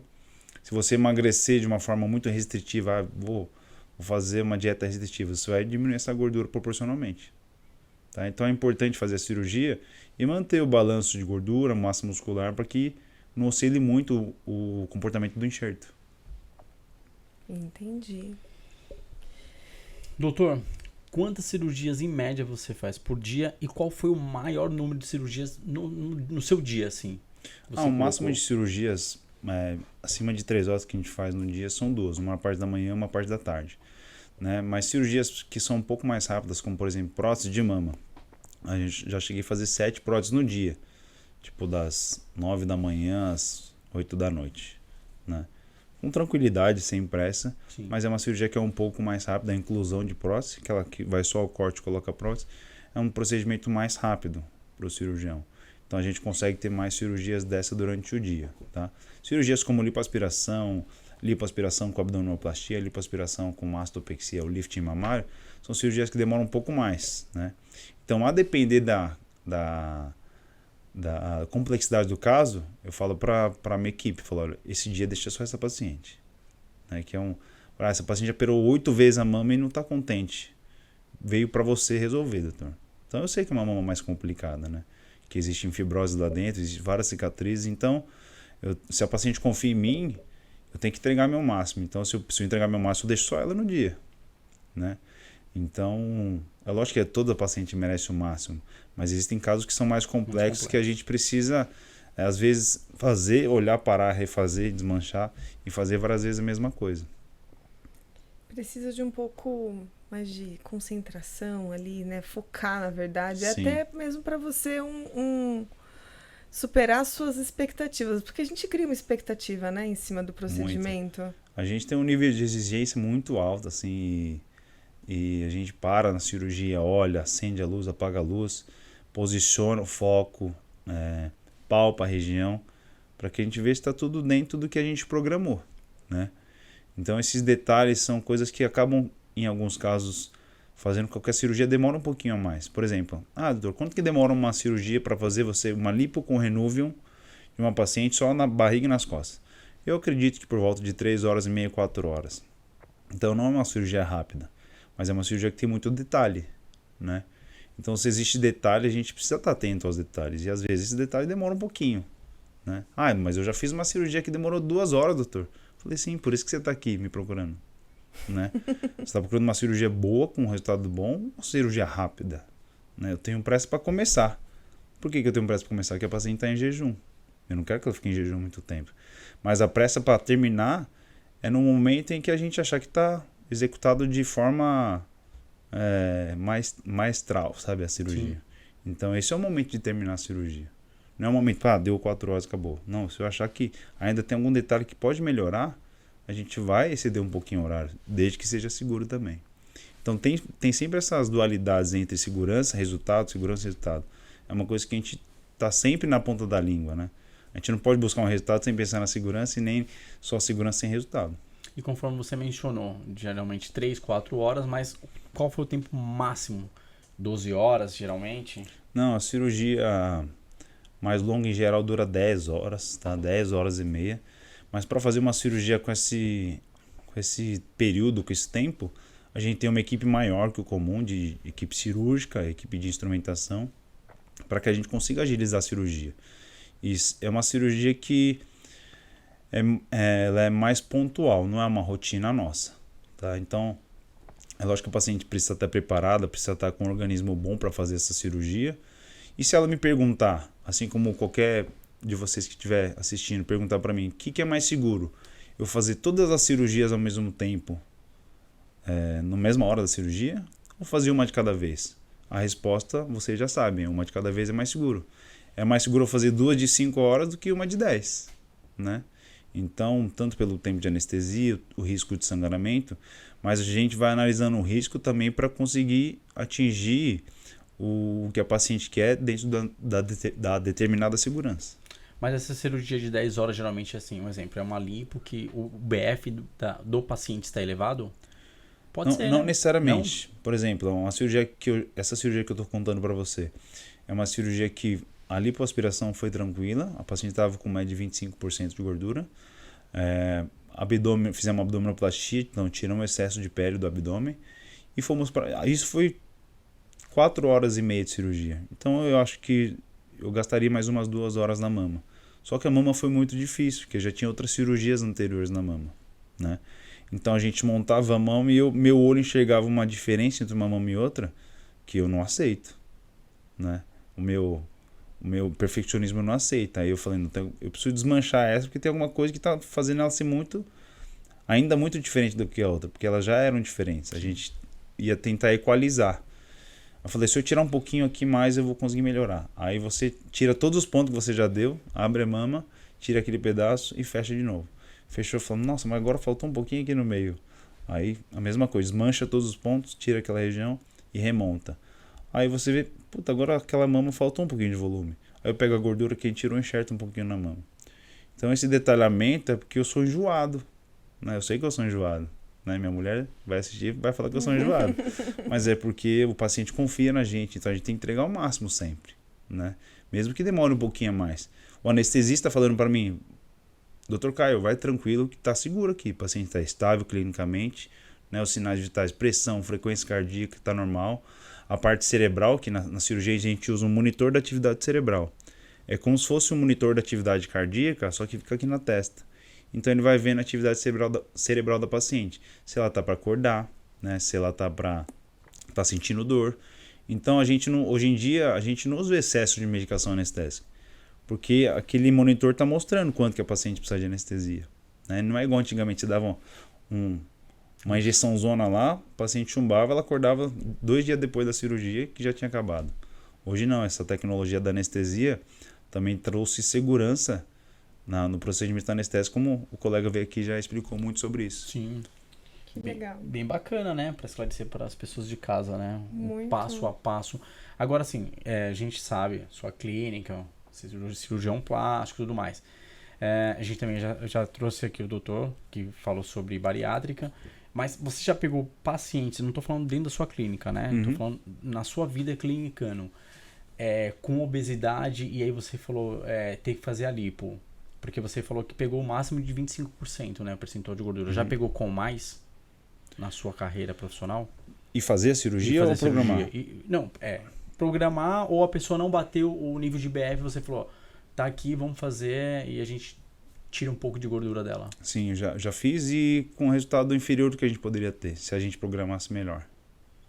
Entendeu? E o nível de BF estava quanto? Você lembra? De cabeça eu não lembro, mas classificando entre gordura leve, moderada e grave, estava entre moderada e grave. Então o paciente pesava em média quanto? Que a gente sabe que o peso não determina, mas só pra gente ter uma base. Estava em torno acima de 100 quilos? Não. Era uma mulher, estava por volta de 65 quilos, ela tinha 1,58 m. Só que o BF dela era Só que ela tinha uma questão genética de acúmulo de gordura. Ela era toda magra, rosto magro, braço magro, perna magra, e a gordura estava toda centralizada no abdômen. Então, essa disposição da gordura dela acabou que ocasionou um pouquinho de flacidez no pós-operatório. Mas ainda assim melhorou muito o contorno. Só que a gente, com esse nível de esperança no resultado como cirurgião, eu acho que se a gente conseguisse melhorar a preparação cirúrgica dela para essa cirurgia, a gente conseguiria ter um resultado melhor. Sim. Tá? Legal, é uma curiosidade minha. Doutor, uma curiosidade, né? Algo a mais para fazer para ter uma cicatriz fininha? Sim. Eu acho que a cicatrização é algo muito complexo, né? Existe um capítulo de livro e livros grandes só falando sobre cicatrização. Então, é uma coisa multifatorial, né? Envolve questões genéticas, envolve questões que têm relação com a alimentação, envolve coisas que têm relação com repouso pós-cirúrgico, né? Então, se a paciente tem uma genética boa para cicatrização, por exemplo, se eu comparar a minha cicatrização de japonês com você, sua cicatrização é melhor que a minha, que pelo tom de pele, né? No entanto, a sua tendência à flacidez de pele é maior que o japonês e o negro, tá? Então, mesmo a gente sendo um povo miscigenado, não dá para ter tudo, tá? Então, a primeira parte genética. Segundo, alimentação. É muito importante ter algumas vitaminas que são fundamentais para a cicatrização. Uma delas é a vitamina C, tá? Então, o paciente tem que estar com essas vitaminas em dia, tem que ter uma alimentação balanceada, uma hidratação bem controlada para que a gente consiga auxiliar esse processo de cicatrização. O sangue precisa chegar ali na região que está acontecendo a cicatrização com nutrientes, certo? Sim. Então, quem se alimenta melhor tende a ter uma cicatrização melhor. Quem se alimenta com industrializado, alimentos que são inflamatórios, embutidos, isso tende a não favorecer uma boa cicatrização, certo? Alimentos gordurosos também podem interferir. Existe até aquela história de vó que não pode comer carne de porco no pós-operatório. O alimento né? remoso, né? Mas na verdade é que as comidas gordurosas fazem mal. Se você comer uma carne de porco que seja, por exemplo, um lombinho, que é uma carne magra e branca, não vai interferir na cicatrização, tá? O repouso é um ponto muito importante, porque a gente faz uma cirurgia e toda cirurgia que envolve um corte, a gente tem uma tensão nesse corte, né? Então, se você faz esforço físico, a tendência é você alargar a cicatriz, né? Outro motivo do pós-operatório, por exemplo, as drenagens pós-operatórias que as fisioterapeutas fazem, é para que não tenha tanto inchaço. Se não tem tanto inchaço, não dá tanta atenção na cicatriz. Então, além dessas questões comportamentais, é lógico que envolve parte técnica da cirurgia também. A gente é muito chato com cicatriz, porque a gente quer deixar o paciente com o melhor aspecto possível. Então a gente usa o melhor fio, né?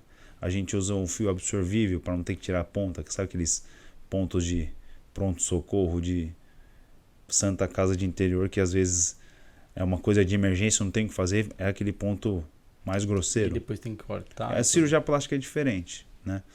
E utiliza o melhor fio. A gente utiliza a cola cirúrgica na cirurgia, né? Que ela vai ter função de ajudar na cicatrização, tirar a tensão, impermeabilizar a cicatriz. Então, todas essas ações são para que a gente entregue a melhor cicatriz possível, tá? Muito legal. Pacientes fumantes que fazem cirurgia plásticas. O risco é maior? É maior. Por exemplo, minha mãe fuma e eu falo para ela que não vou operar ela até ela parar de fumar. E não tem ninguém no meu convívio social que tenha tanta facilidade de operar com cirurgião plástico como minha mãe, né? Só que eu não vou colocar em risco porque ela quer, é o que eu falo pro paciente. Então, eu quero operar, eu tenho essa pelinha, filho. Eu falei, então para de fumar, mãe, né? E eu, como aquele santo de casa não faz milagre, tenho dificuldade de fazer ela parar de fumar. Mas é importante, por quê? O cigarro tem duas ações no processo de cicatrização, né? O primeiro é que ele vai fazer que um vaso desse tamanho diminua para esse, porque ele é vasoconstritor, o cigarro. Então ele nesse processo ele diminui a luz do vaso sanguíneo e aumenta a pressão. É que nem você botar um dedo assim na mangueira. Você diminui a luz da mangueira e você acaba que aumenta a pressão. A água chega mais longe.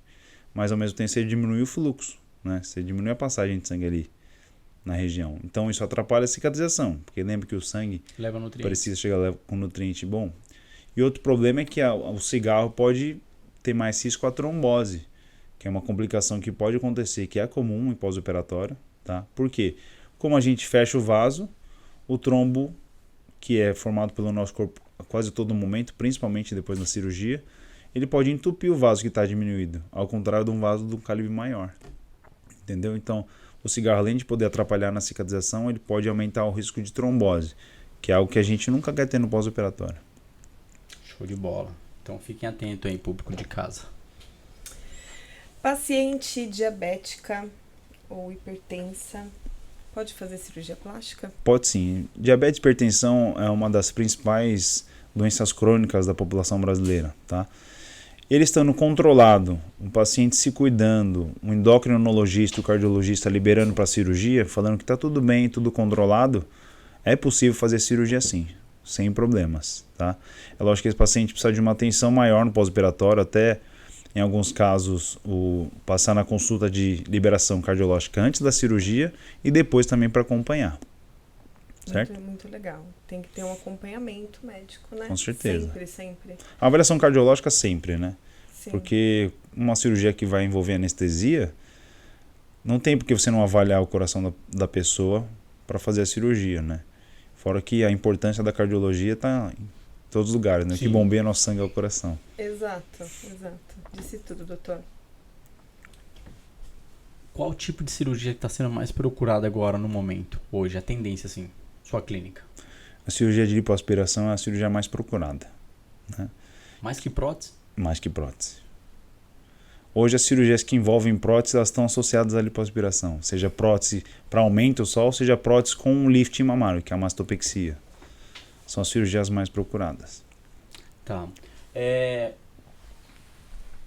Qualquer médico pode fazer cirurgia plástica ou tem algum órgão que fiscaliza o cirurgião plástico? Tem sim, tem a Sociedade Brasileira de Cirurgia Plástica, que é quem rege, né, os cirurgiões plásticos. Então, para você ser um especialista credenciado pela sociedade, você precisa ter feito as especializações cirúrgicas e, inclusive, passar numa prova de algumas fases para poder ter esse título de especialista. Então, ela que organiza e fiscaliza, né, as pessoas que fazem cirurgia plástica. Então precisa desse título e essa sociedade que organiza todo esse processo. Muito legal. Bom, doutor, você tem algum recado que você gostaria de passar, poderia passar para quem está aí a fim de fazer cirurgia plástica, procurando, né, sobre cirurgia plástica, se você pudesse orientar, né, o que fazer. Sim. Eu digo para as pacientes que eu estou sempre do lado delas, né? Mas que, assim como na vida, a gente é corresponsável pelos nossos resultados, seja no trabalho, seja na educação, seja em criar uma família, né? E você também é corresponsável pela sua cirurgia. Então, o paciente precisa participar do resultado da cirurgia. Precisa se empenhar, se preparar para a cirurgia, tanto do ponto de vista físico, quanto às vezes psicológico, porque o paciente no início vai ficar mais debilitadinho. Então, essa preparação é muito importante. A gente precisa ir junto nesse processo. Então, toda paciente que passa comigo, ela sabe que pode contar 100% comigo para que a gente chegue nesse processo e tenha sucesso pleno. Incrível. Show de bola. Doutor Caio, quer deixar o seu Instagram, suas redes sociais, sua clínica? Pode deixar seu contato. Pode seguir a gente lá no @tre.clinic e no meu Instagram particular, que é o @Dr. Caio Uemura. Muito bacana. Galera, a gente vai finalizando aqui mais um podcast. Antes de mais nada, já sabe lá, ó, clica, compartilha, aciona o sininho, inscreva-se no nosso canal, comente, fique à vontade. Dr. Caio Uemura, muito obrigado. Foi um grande prazer ter você aqui. Hoje com a nossa querida Fabiola Barreira também. Muito obrigada, Nilton. Um grande prazer. Doutor, não tenho o que falar, só agradecer. Você tem alguma coisa a dizer? Queria agradecer muito a Fabi, o Reinaldo, pela honra de estar aqui com vocês nesse podcast. Foi um conteúdo muito enriquecedor. É muito importante a gente, como profissional da saúde, levar informação de qualidade, com embasamento científico, com experiências para os nossos telespectadores, nossos pacientes, para que a gente consiga cada vez mais tirar algumas dúvidas que às vezes impede a paciente de procurar um cirurgião, que às vezes impede ela pelo medo, né? Então isso é importante para que a gente consiga atingir o máximo de pessoas possíveis. É isso aí, galera. Como vocês viram, em um ano foi plenamente 100% aí seguro, não teve nenhuma intercorrência, tudo tranquilo. Então a gente está desmistificando alguns bichos papão. Então o canal da Awerbody é isso aí, levar informação de qualidade. E agradecendo mais uma vez vocês aí, e tamo junto. Obrigado, Fá, de coração. E é isso aí, galera, finalizando mais um podcast da Awerbody, Papo e Saúde, e até a próxima. Valeu!